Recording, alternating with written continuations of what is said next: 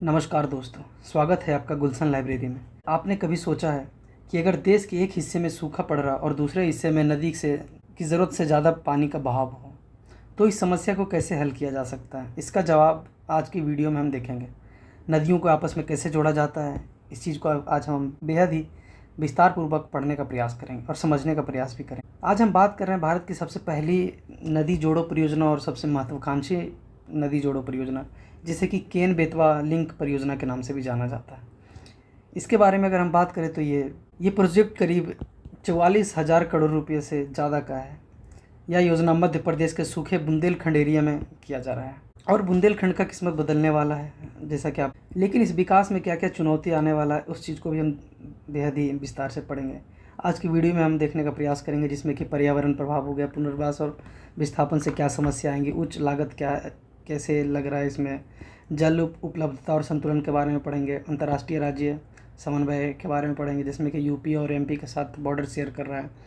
अगर चुनौती की बात करें तो वन क्षेत्र की कटाई और जैव विविधता पर असर पड़ेगा, गाँव का पुनर्वास किया जाएगा, स्थानीय लोगों के ऊपर बहुत ज़्यादा प्रभाव पड़ेगा, दो नदियों के प्राकृतिक प्रवाह में बदलाव एक जोखिम के समान हो सकता है, इसको हम देखने का प्रयास करेंगे।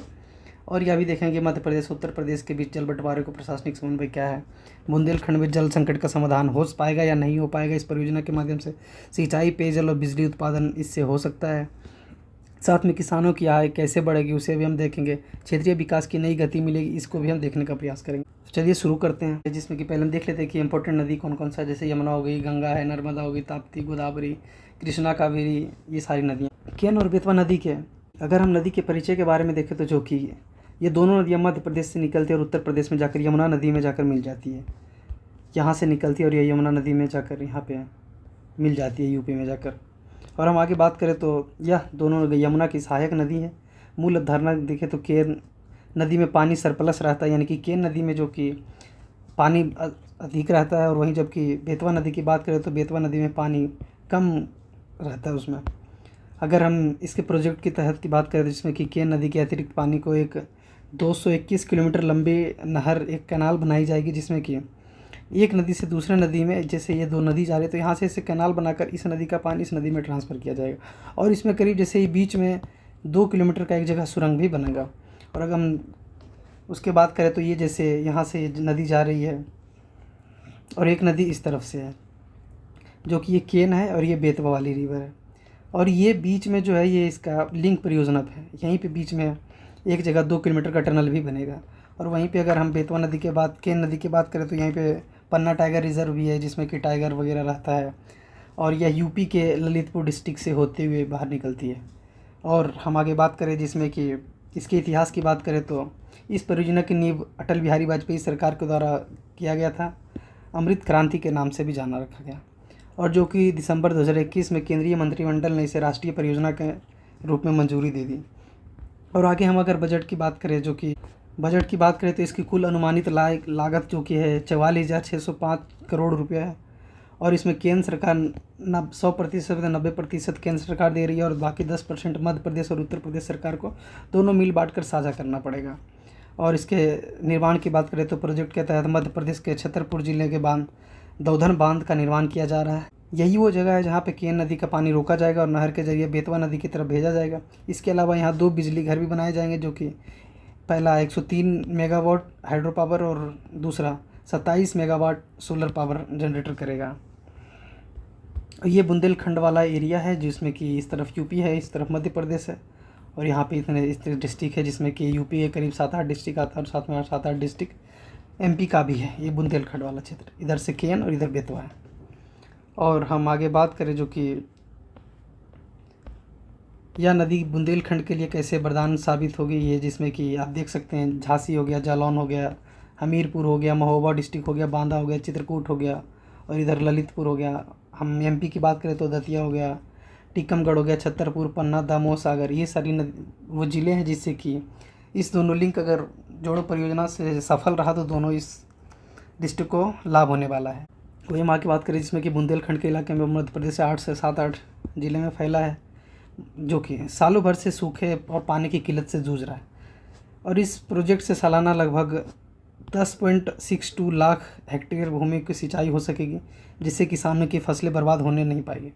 और फसल को बेहद आसानी तरीके से पानी कम मिल सकता है। और लोगों के बीच यहाँ से माइग्रेशन भी रुकेगा, जो कि एक जगह से इस जगह को छोड़कर किसी शहर या फिर दूसरे इलाके में जाने के लिए मजबूर हो गए हैं। ये दोनों अगर जुड़ने के बाद दोनों को लाभ होगा।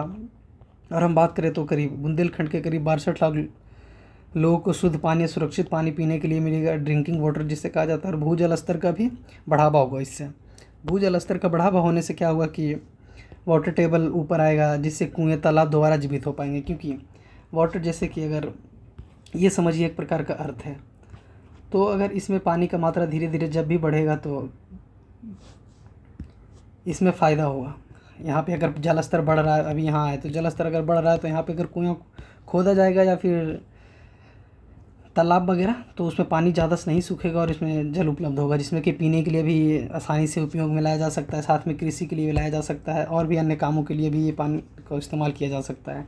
और अगर हम आगे बात करें, जो कि सुखाड़ से एक प्रकार की समस्या से निजात पाएगा ये इलाका। और अगर हम इसमें चुनौती और विवाद की बातें देखें तो जिसमें कि सबसे पहले पन्ना टाइगर रिजर्व है, जो कि यह प्रोजेक्ट के सबसे विवादास्पद हिस्सा रहा है। दौधन बांध के बनने से पन्ना टाइगर रिजर्व का लगभग 60,017 हेक्टेयर जंगल पानी में डूब जाएगा। क्योंकि जैसे जब भी बनता है तो इस वाले एरिया में यहाँ पे पानी का जमाव होगा धीरे धीरे जैसे यहाँ पे, तो ये पूरा एरिया में पानी फैल जाएगा। और इस एरिया में जितने भी लोग निवास कर रहे हों या फिर जो भी जानवर है उनके ऊपर बहुत ज़्यादा असर पड़ेगा, वन्य जीव पर संकट पड़ेगा, जिससे डूबे हुए क्षेत्र में बाघ का मुख्य शिकार क्षेत्रों में गिद्ध और प्राकृतिक घोंसले बनाने वाले स्थान जो शामिल है वो सारे धीरे धीरे ख़त्म होता चला जाएगा। और फिर यहीं से देखने को मिलेगा कि मैन वाइल्ड का संघर्ष भी मिलेगा, इंसान और जंगली जानवरों को लेकर दोनों के बीच संघर्ष देखने को मिल सकता है। साथ में अगर हम इससे बात करें तो इससे जैव विविधता के ऊपर भी बहुत सारा नुकसान पड़ने वाला है। पेड़ों की कटाई से प्रोजेक्ट के कारण लाखों की संख्या में पेड़ काटे जाएंगे, जिससे कि कार्बन सोखने की क्षमता कम होगी।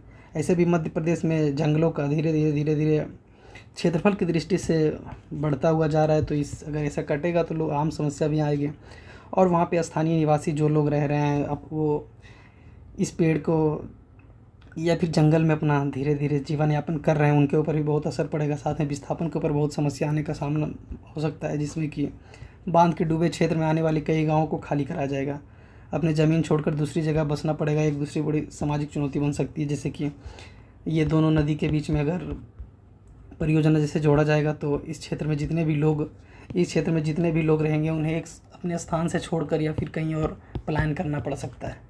यही एक सबसे बड़ी चुनौती है। इसको लेकर सरकार अभी भी वहाँ पे धरने पे लोग बैठे हुए हैं, जैसा कि आपने अभी न्यूज़ में देखा ही होगा, एक सांकेतिक तरीके से बैठे हुए हैं वो कि लिंक और केन और बेतवा लिंक परियोजना का ही ये दृश्य है।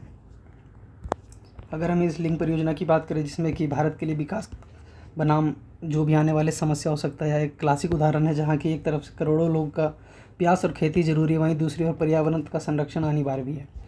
सरकार इसके मुआवजे के लिए लैंडस्केप मैनेजमेंट प्लान पर काम करे, और जिससे पन्ना टाइगर रिजर्व को जो नुकसान हो रहा है उसके लिए भी सरकार ऐसे चीज़ों का ध्यान दे, जिससे कि आने वाले समय में ऐसे नुकसान का समस्या का सामना नहीं करना पड़ सके। और केन बेतवा लिंक परियोजना से भारत का विकास तो होगा ही, ये तो बाद में देखने वाली बात है, लेकिन फ़िलहाल जो समस्याएं आ रही उसको देखना पड़ेगा। जहाँ एक तरफ करोड़ों लोगों की प्यास है और वो सभी चीज़ें हैं, सभी चीज़ों को ध्यान देते हुए सरकार को आगे कदम बढ़ाना चाहिए, क्योंकि अभी भी बहुत सारा संघर्ष देखने को मिला है। तो दोस्तों, कैसा लगा यह था केन बेतवा लिंक प्रोजेक्ट का पूरा सच? आपको क्या लगता है कि करोड़ों लोगों का प्यास बुझाने के लिए जंगल को नुकसान जायज़ है, या फिर कहाँ तक आपको लगता है कि ये जो प्रोजेक्ट चल रहा है किससे लाभ होगा? ये किसानों को लाभ होगा या फिर वहाँ के स्थानीय समुदाय के लोगों को नुकसान का सामना करना पड़ सकता है? आप अपने राय कमेंट सेक्शन में बस दें, और वीडियो को अच्छा लगा तो लाइक कर दीजिए, सब्सक्राइब कर दीजिए चैनल को। बाकी मिलते किसी नए लेक्चर के साथ, तब तक के लिए जय हिंद, थैंक यू।